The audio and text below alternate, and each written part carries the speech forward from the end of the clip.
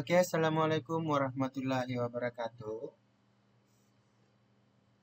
Selamat datang kembali untuk anak-anak sekalian.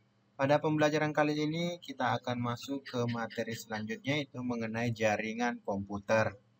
Nah, untuk lebih lanjut mari kita lihat apa itu jaringan komputer. Nah, kita masuk ke definisi jaringan komputer. Jaringan komputer merupakan sekelompok komputer otonom yang saling berhubung antar satu dan yang lainnya menggunakan protokol komunikasi melalui media komunikasi sehingga dapat saling berbagi informasi, program-program penggunaan perangkat keras secara bersama. Nah, itu adalah definisi dari jaringan komputer itu sendiri. Selanjutnya, jaringan komputer merupakan kumpulan sejumlah terminal komunikasi yang berada di berbagai lokasi yang terdiri dari lebih satu komputer yang saling terhubung. Selanjutnya, latar belakang jaringan komputer. Nah, latar belakang jaringan komputer itu ada karena adanya kebutuhan akan informasi yang cepat dan akurat. Penggabungan antara teknologi komputer sebagai pengolah data dengan teknologi komunikasi. Nah, dua alasan ini kenapa latar belakang jaringan komputer itu ada. Selanjutnya, apa sih manfaat jaringan komputer itu? Jaringan komputer itu memiliki dua manfaat, yaitu jaringan untuk perusahaan atau organisasi dan jaringan untuk umum. Jaringan untuk perusahaan atau jaringan organisasi. Yang pertama adalah resource sharing. Yang kedua adalah reliabilitas tinggi. Yang ketiga lebih ekonomis. Yang keempat scalabilitas. Yang kelima media komunikasi. Nah, kita masuk yang pertama, resource sharing. Resource sharing bertujuan agar seluruh program, peralatan, khususnya data, dapat digunakan oleh setiap orang yang ada pada jaringan tanpa terpengaruh oleh lokasi, resource, dan pemakai. Itu adalah tujuan dari resource sharing. Selanjutnya, reliabilitas tinggi. Adanya sumber-sumber alternatif pengganti jika terjadi masalah pada salah satu perangkat dalam jaringan. Stabilitas. Stabilitas merupakan kemampuan untuk meningkatkan kinerja sistem secara berangsur-angsur sesuai dengan beban pekerjaan dengan hanya menambahkan jumlah prosesor. Selanjutnya, jaringan untuk umum. Jaringan untuk umum itu sendiri merupakan akses ke informasi yang berada di tempat yang jauh. Kemudian, komunikasi ke orang-orang dan hiburan interaktif adalah tujuan jaringan secara umum. Selanjutnya, klasifikasi jaringan komputer berdasarkan geografis. Yang pertama ada Local Area Network, di mana itu disingkat dengan LAN, memiliki jarak 10 meter sampai maksimal 1 kilometer. Yang kedua, Metropolitan Area Network atau MAN yang memiliki jarak maksimal 10 kilometer. Kemudian, Wide Area Network atau WAN memiliki jarak 10 kilometer sampai 1000 kilometer. Selanjutnya, Personal Area Network atau PAN memiliki jarak 1 meter dan maksimal 10 meter. Campus Area Network atau CAN memiliki jarak 10 meter sampai 50 meter.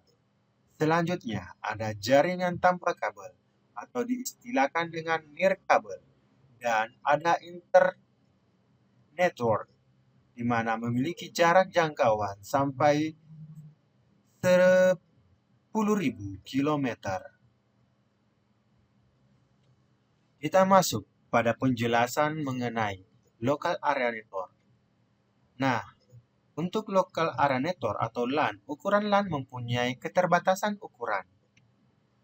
Teknologi transmisi LAN tradisional mempunyai kecepatan mulai 1 sampai 100 Mbps.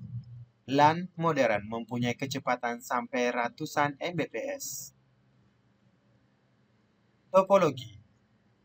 Topologi untuk LAN terdiri dari topologi bus atau linear. Mekanisme yang digunakan untuk mengatur pengiriman pesan disebut EAA atau Ethernet. Kemudian ada ring atau IEE atau token ring IBM. Selanjutnya, Metropolitan Area Network seperti LAN, cuma ukurannya yang lebih besar. Biasanya digunakan untuk perusahaan-perusahaan, lingkungan dalam satu kota. Selanjutnya, ada Wide Area Network, lingkungan dalam negara atau benua. Host dihubungkan dengan sebuah subnet. Tujuan subnet membawa pesan dari satu host ke host yang lain. Komponen subnet, kabel transmisi dan elemen switches. Elemen switching sering juga disebut sebagai packet switch node, intermediate system, data switches exchange, dan router. Jaringan tanpa kabel atau disebut dengan nirkabel. Manfaatnya itu mau untuk kantor portable, armada truk, taksi, bis, kepentingan militer di medan perang. Kelemahannya lambat daripada kabel. Umumnya hanya mencapai 2 Mbps. Laju kesalahan lebih besar. Transmisi yang berbeda tanpa dapat mengganggu. Kemudian internetwork. Kumpulan jaringan yang terinkoneksi disebut internetwork atau internet. Bentuk internet yang umumnya adalah kumpulan dari LAN yang dihubungkan oleh WAN. Perbedaan yang nyata antara subnet dan WAN dalam kasus ini adalah keberadaan host. Bila di dalam internet terdapat kurva tertutup yang hanya terdiri dari router-router, maka itulah subnet. Bila sistemnya terdiri dari router dan host, maka itu adalah WAN. Sistem koneksi dalam jaringan komputer terdiri dari peer-to-peer client server. Apa itu peer-to-peer? Mari kita lihat. Peer-to-peer artinya rekan kerja. Adalah jaringan komputer yang terdiri dari beberapa komputer. Adalah suatu model di mana setiap PC dapat memakai resource pada PC lain atau memberikan resource-nya untuk dipakai PC lain. Kemudian dikenal sebagai workgroup, di mana setiap komputer dalam satu jaringan dikelompokkan dalam satu kelompok kerja. Selanjutnya, kita masuk ke client server. Selain pada jaringan lokal, juga dapat diterapkan dengan teknologi internet, di mana ada satu unit yang berfungsi sebagai server yang memberikan layanan berbagai komputer lain, dan klien hanya meminta layanan dari server. Klien hanya bisa menggunakan resource yang disediakan oleh server sesuai dengan otoritas yang diberikan oleh administrator. Layanan klien server. Yang pertama, file server yang digunakan untuk memberikan layanan fungsi pengolahan file. Kemudian ada print server, memberikan layanan fungsi pencetakan. Database server, proses-proses fungsional mengenai database dijalankan pada mesin ini, dan stasiun lain dapat minta layanan. DIP atau Document Information Processing, memberikan layanan informasi penyimpanan, manajemen, dan pengambilan data. Selanjutnya, topologi. Pengertian topologi jaringan adalah susunan lintasan aliran data di dalam jaringan yang secara fisik menghubungkan simpul yang satu dengan simpul yang lain. Berikut ini adalah beberapa topologi yang ada dan dipakai sehingga saat ini, yaitu topologi star, topologi hierarchical atau tree, topologi bus, topologi ring, topologi daisy chain. Kemudian ada topologi mesh and full connection. Nah, bisa dilihat ini adalah gambar dari topologi star, di mana beberapa komputer terhubung dengan satu switch atau server. Selanjutnya, topologi star. Karakteristik dari topologi ini adalah node berkomunikasi langsung dengan stasiun lain melalui central node. Trafik data mengalir dari node ke central node dan diteruskan ke node tujuan. Jika salah satu segmen kabel terputus, jaringan lain akan terputus. Sedangkan keuntungannya, yaitu akses ke stasiun lain cepat, dapat menerima rotation baru selama port di center node masih tersedia. Hub atau switch tidak bertindak sebagai konsentrator. Hub switch dapat disusun seri untuk menambah jumlah stasiun yang terkoneksi di jaringan. User dapat lebih banyak dibandingkan topologi bus maupun ring. Topologi star, kerugiannya bila trafik data cukup tinggi dan terjadi collision, maka semua komunikasi akan tertunda dan koneksi akan dilanjutkan dengan cara random apabila hub dan switch mendeteksi tidak ada jalur yang sedang tidak dipergunakan oleh node lain. Selanjutnya, topologi tree atau disebut juga dengan topologi pohon yang umumnya digunakan untuk gedung bertingkat. Nah, di sini terdiri dari 3 switch. Yang switch pertama merupakan kelompok pertama dan kelompok kedua dan kelompok ketiga yang terhubung satu arus data ke server utama. Nah, itulah disebut dengan topologi tree. Topologi tree, tidak semua stasiun mempunyai kedudukan yang sama. Stasiun yang kedudukannya lebih tinggi menguasai stasiun di bawahnya, sehingga jaringan sangat tergantung ada stasiun yang kedudukannya lebih tinggi dan kedudukan stasiun yang sama, disebut peer topologi. Selanjutnya, topologi bus.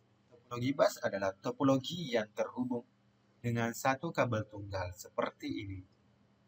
Nah, topologi bus. Topologi ini merupakan bentang satu kabel yang kedua ujungnya ditutup sehingga sepanjang kabel dipasang node-node.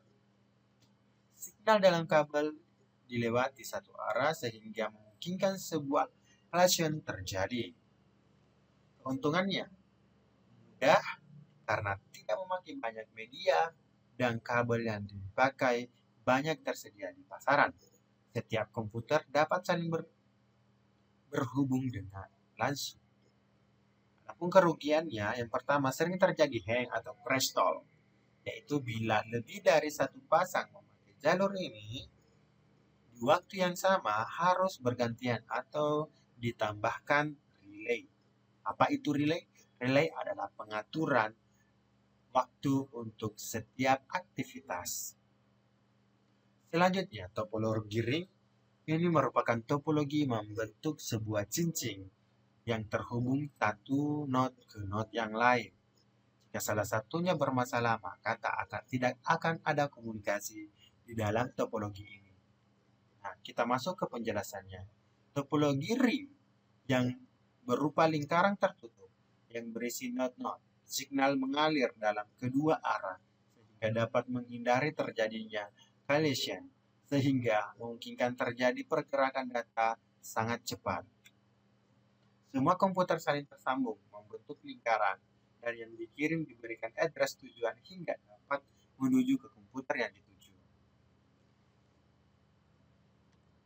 Selanjutnya, dapat dilihat kembali, tiap komputer diberikan repeater. Repeater itu adalah penghubung jaringan atau penguat jaringan. Silakan diperhatikan kembali. Ini adalah penjelasan mengenai topologi ring. Selanjutnya ada topologi daisy chain atau linear. Bentuknya seperti ini. Oke, akan diperhatikan dengan seksama. Nah, ini adalah penjelasan untuk topologi Daisy chain. Topologi ini merupakan peralihan dari topologi bus dan topologi ring, di mana tiap simpul terhubung langsung ke kedua simpul lain melalui segmen kabel. Tapi segmen membentuk saluran, bukan lingkaran utuh antar komputer seperti terhubung seri. Keuntungannya, instalasi dan pemeliharaannya murah dan kerugiannya kurang handal, tidak sesuai dengan kemajuan zaman. Selanjutnya, ini adalah topologi mesh dan full connection. Topologi mesh hampir sama dengan topologi ring. Cuma, jika topologi ring salah satunya bermasalah, maka tidak akan ada komunikasi ke yang lain. Berbeda dengan topologi mesh. Jika salah satu bermasalah, maka komputer yang lain masih bisa berkomunikasi melalui komputer yang lain. Nah, mari kita lihat penjelasan dari topologi mesh. Topologi mesh ini menerapkan hubungan antar sentral secara penuh. Jumlah saluran yang harus tersedia untuk membentuk jaringan mesh ini adalah sejumlah sentral dikurang 1. Tingkat kerumitan jaringan ini sebanding dengan meningkatnya jumlah sentral yang dipasang. Di samping kurang ekonomis juga relatif mahal dalam pengoperasiannya. Berikut masih penjelasan tentang mesh. Topologi ini merupakan teknologi khusus yang tidak dapat dibuat dengan pengkabelan karena sistem yang rumit. Namun dengan teknologi wireless, topologi ini sangat memungkinkan untuk diwujudkan. Nah, itulah tadi penjelasan mengenai topologi jaringan dan jaringan komputer secara umum. Nah, untuk lebih lanjutnya silahkan diperhatikan dengan seksama. Terima kasih atas perhatiannya. Wassalamualaikum warahmatullahi wabarakatuh.